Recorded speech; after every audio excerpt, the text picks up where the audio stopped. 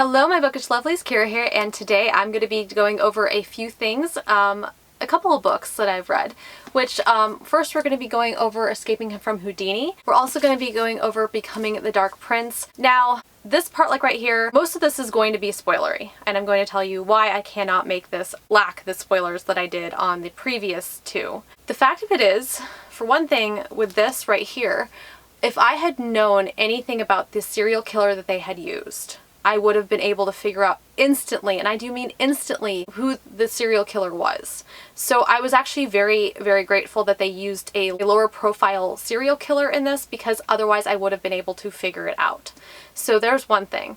Secondly, Becoming Prince Dracula is actually very much like interlaced with this book right here, which is actually told from Thomas Cresswell's perspective, especially towards the end of the events. So there's really like not a lot of good space for me to say exactly like how I feel about this book. I will say before I get into the actual spoilers that I did enjoy this. I think out of all three books that I've read so far, and plus the novella, that this was probably my least favorite, but it had one of my most favorite characters that was introduced into this book right here. Also, one more thing regarding this book as well, before we get into the spoilers.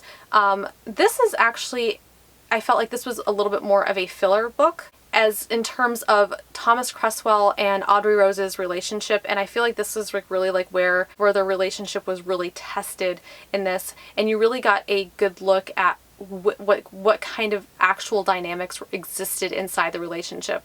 So while I really liked that portion of it, this was still my least favorite of the books that I have read so far.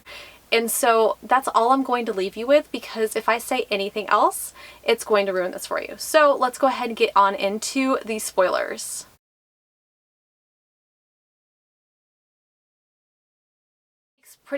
This book pretty much takes place almost directly after Hunting Prince Dracula ends.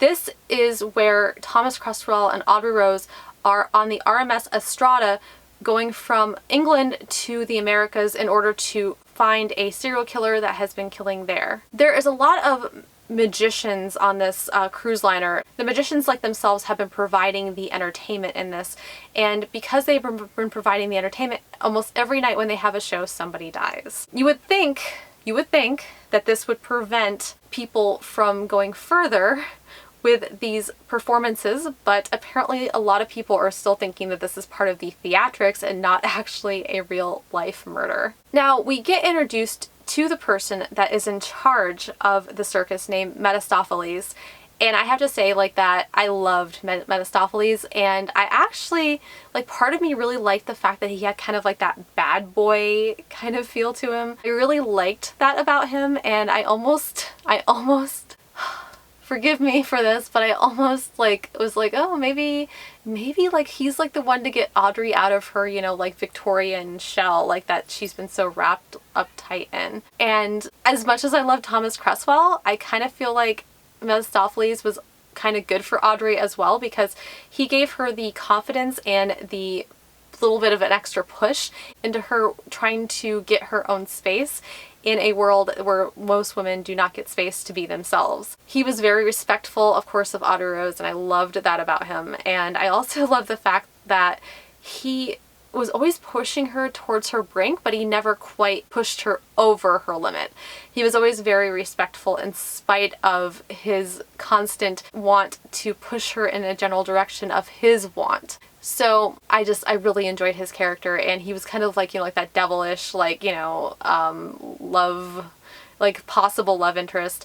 And because they introduced him into this book, we actually have something of a little bit of a love triangle going on too, because this is kind of the turning point in Audrey Rose's and Thomas Cresswell's relationship, where she has to decide if Thomas Cresswell really is the person that she wants to be with, or if she wants to go rogue and run off with Mephistopheles. Who knows? But there's kind of like this overarching chemistry, and I really appreciated the chemistry in this, between her and not just Thomas Cresswell, but her and Mephistopheles also, because like I said, he has got to be my new favorite character, and I think so highly of him. I just think he's a great character, and I think there's a lot of good dynamics and good mystery to him as well. Now, without ruining the ending of this book for you, I did mention at the beginning of this video that they did pick a serial killer that was less well known to everyone than, than the other two books, which, I mean, Countess Bathory, of course, was considered a serial killer,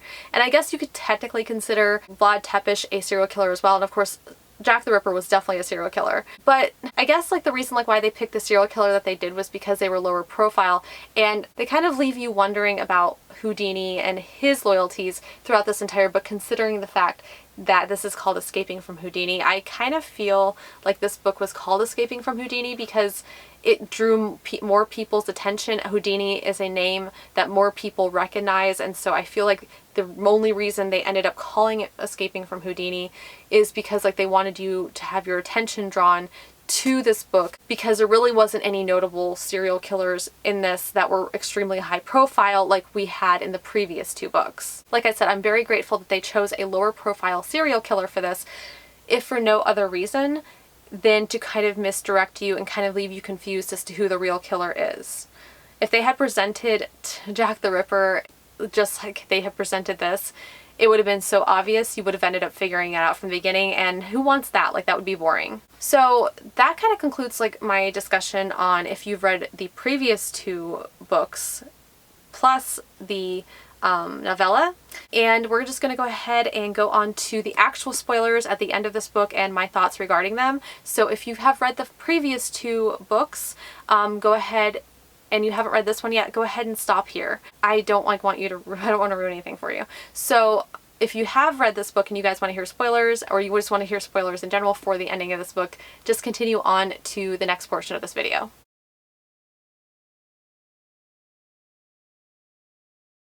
So the fact that they used a serial killer called the Bavarian Ripper, I kind of did some background research after I found out about the Bavarian Ripper. The Bavarian Ripper was in fact a psychotic fortune teller who lured women in, and his primary target was women. But he also kind of started out as a petty thief. And so throughout this book, you notice like that this serial killer has been taking souvenirs from his victims, primarily women's clothing. That is actually really what the Bavarian Ripper did throughout his serial killer stuff, because he was going through and he was still a petty thief. So he was still kind of, stealing like really weird things from his victims, primarily like little tidbits of clothing. And actually the actual Bavarian Ripper, like the one from history, that's how he got caught. He got caught because he had a bunch of women's clothes on his property. And if it wasn't for that, he never would have gotten caught. So it's just really like hysterical. Like, I know it's not funny that these women got killed, but it is funny like that something so petty is what actually messed up this Bavarian Ripper. Now they did, of course, shift his location. I can't remember like where they said he was actually like located at, like the actual Bavarian Ripper, but from what I could tell, like historically, the Bavarian Ripper was never actually like on a cruise ship. He was never like, collaborating like with other people. Basically, like he was just on his own, luring women in by telling them that he would be able to show them their future husbands in a mirror, which, I mean, they actually kind of attested to that too, like with the serial killer in this, because he did the exact same thing to Audrey Rose. And I thought that was very humorous. Like thinking back, like after I looked up everything about the Bavarian Ripper, I was just like, yeah, okay. So I'm really glad that I didn't know anything about this particular serial killer, because if I did, it would have completely ruined things for me. Now, after the Bavarian Ripper lured them in by telling them that he could see who their future husbands were, he ended up binding them and stabbing them and killing them and then disposing of the body. And of course, taking their clothes. Now, aside from the actual serial killer itself, let's go ahead and talk about Thomas Cresswell and Audrey Rose for a second, and Mephistopheles. I got to a point like where I was really upset because Thomas Cresswell was just so upset regarding the situation, and I was so brokenhearted for him. But at the same time, like, Mephistopheles was a very likable character, and it really just kind of made you have this inner conflict that was just awful because you felt so bad because you loved Thomas Cresswell so much, and you just kind of like you weren't even like sure after a while, like, you know, you wanted Thomas Cresswell like to kind of, you know, like win this whole thing like that was going on between them. But at the same time, you really liked Mephistopheles too, or at least that's how I felt. I really loved Mephistopheles because, like I said, he was just like that cliche bad boy that I feel like Audrey kind of needs, you know, in her life, because he really like just embraced the overarching theme of freedom that she so desired. I was really relieved though, like how they ended this, because I was so worried that they were going to end it on a cliffhanger and then I'd have to wait like to read like the next book, like to find out like whether or not they were going to actually like end up together. And actually this book had me doubting just a little bit, like whether or not Thomas Cresswell and Audrey Rose were going to end up together at the end of this book, and I'm really relieved that they did end up together. In spite of the fact that this was my least favorite book in the series, I still gave this a 5 out of 5 stars because I really feel like it deserved that. Kerri Maniscalco just does really, really well with writing in general, and she does really like well, you know, like kind of like twisting historical things in this, and she does really, really well with just making things kind of like really sink into the rest of the storyline. And yes, I definitely consider this a transition novel between Hunting Prince Dracula and Capturing the Devil. I really love this still, and I really love the characters, and I loved like all of the intrigue in this still, and it was still just as enjoyable, and I still was on the edge of my seat.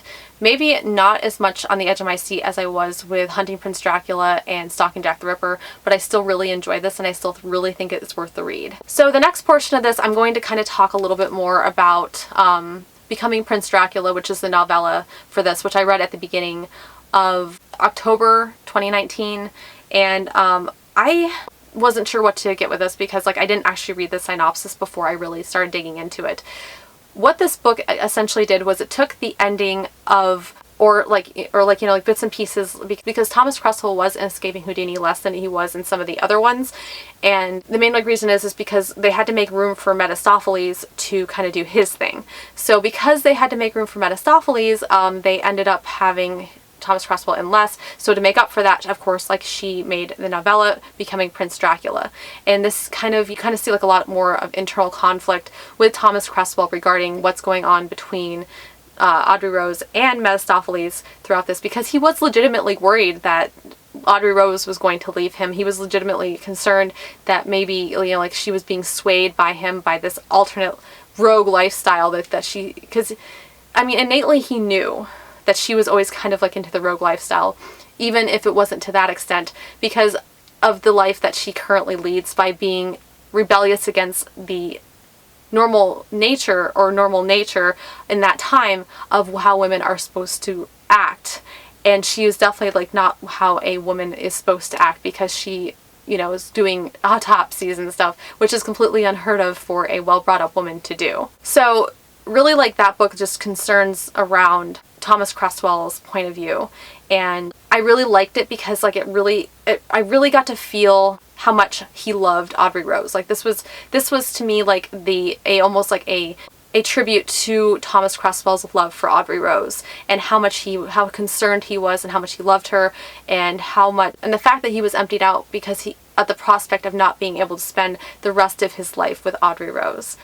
It's such a sweet little novel. It's only 67 pages long, and I really, really enjoyed getting to feel more of what Thomas Cresswell felt and see more of how Thomas Cresswell sees Audrey Rose in this short novella. And I just think it is fantastic, and I definitely recommend it. And I'd also recommend that you read that before you read Capturing the Devil, because it does pretty much like interlace very tightly with Escaping Houdini, which is why I decided to include it in this review. Well guys, that's pretty much all I have to say about this. I hope you guys like this video. Guys, if you guys like this video, hit the little like, hit subscribe, and hit the little bell icon if you guys want to receive emails every time I post. Also, I am on Instagram, Twitter, Goodreads, and Amazon.